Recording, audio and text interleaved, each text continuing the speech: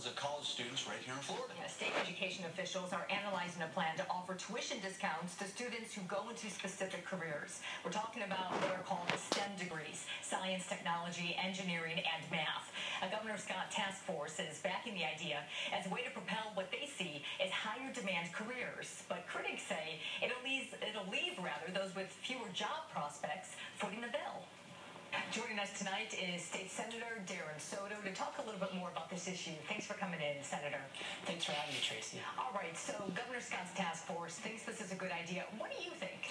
Well, I think that we do need to incentivize STEM programs, but my concern is I would do it rather through Bright Futures and provide more scholarships for higher performing high school students going into these programs rather than just require lowering tuition and putting more costs on all the other students.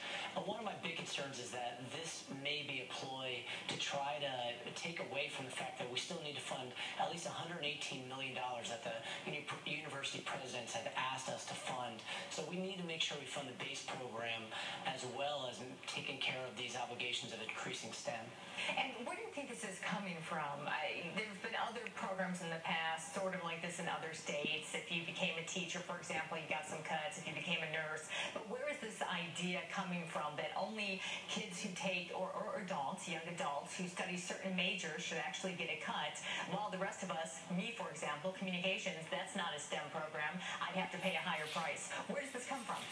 Well, there's no doubt that STEM jobs are some of the jobs of the future, particularly looking at Central Florida. We're diversifying to healthcare technology. We have a big military engineering sector here, but that's certainly not everything. I mean, when you got to be really careful when you look at these things. You'd think that creative writing or art or maybe even marine biology would be non-lucrative courses, but when you look at Disney, when you look at Universal and Harry Potter, you look at SeaWorld, certainly those are some of the biggest economic drivers around here. So we have to be careful about how much we're going to judge. So I think Bright Future Scholarships, encouraging these STEM programs and encouraging these students is probably the more narrow and conservative way to go. Well, this is certainly a talker up for much more debate, I'm certain. So thank you tonight to get that started. We appreciate it. Thanks for having me.